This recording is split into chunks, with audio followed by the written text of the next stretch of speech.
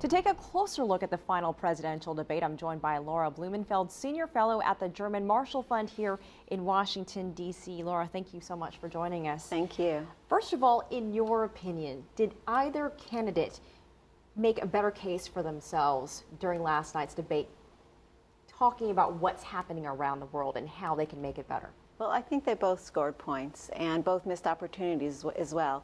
I mean, what I called it is Barack Obama versus Mitt Romney, the bobblehead. Because every time Romney tried to say something, Barack Obama kept saying, you're wrong and you're reckless and your policies are wrong. No, no. While on the other hand, Mitt Romney, every time Obama said something, was agreeing, and his head was, it was as if it was on a bobble switch. Now, both of those steps were deliberate. Obama is trying to present Romney as not the right choice. In fact, he's going to build the next 2 weeks around the theme of trust. Would you trust this man as commander-in-chief? And the answer is no, because according to Obama, Romney is all over the map. Now, Romney did something very clever last night. He decided Obama is very popular in foreign policy. I'm going to stick with him. I'm just going to agree with the guy who's popular in foreign policy and try to bring the debate back to the economy where he has a chance of advancing his case. Well, to add to that, why didn't Mitt Romney go back and attack Obama again on the consulate incident in Libya? When he did that last week, he seemed to sort of not even address it last night. It was an interesting risk that he decided not to take. I think Romney's objective was to avoid gaffes like he had last week and to present himself as the credible alternative. I mean, there's an old saying, if you want to drive your enemy crazy, love him. And I think that's what he did. He embraced Obama's policies and he loved him. And the president ended up being dismissive, sarcastic, and glaring. And for some people, that was unpresidential and off-putting. Let's turn to China now. In the previous debates, and we've seen on the airwaves, a lot of China bashing with both of these two candidates. But last night, both seemed to sort of soften their stance and talk about a more positive relationship with China. Why the turnaround? Well, there were three really interesting points to be made about China last night.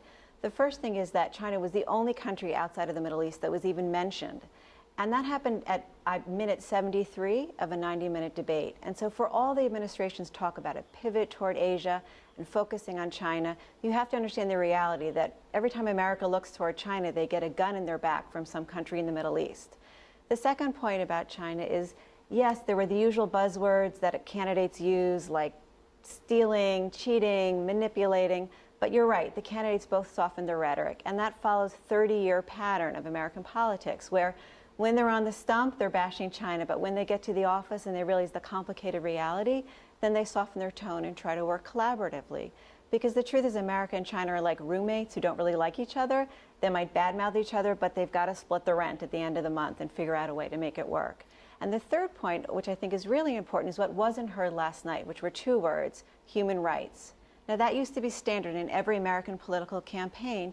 You would come out and criticize China over human rights violations. When Bill Clinton was trying to get himself elected as president in 1992, he issued a statement criticizing, denouncing the butchers of Beijing. If you listened to the Challenger last night, Mitt Romney was so warm and friendly toward China. I was waiting to hear him talk about the buddies of Beijing and break into song about rainbows and unicorns, and he kept talking about peace and friendship and collaboration. It was quite a change in tone. Okay, Laura Blumenfeld, thank you so much for your time Thank and you. your insight.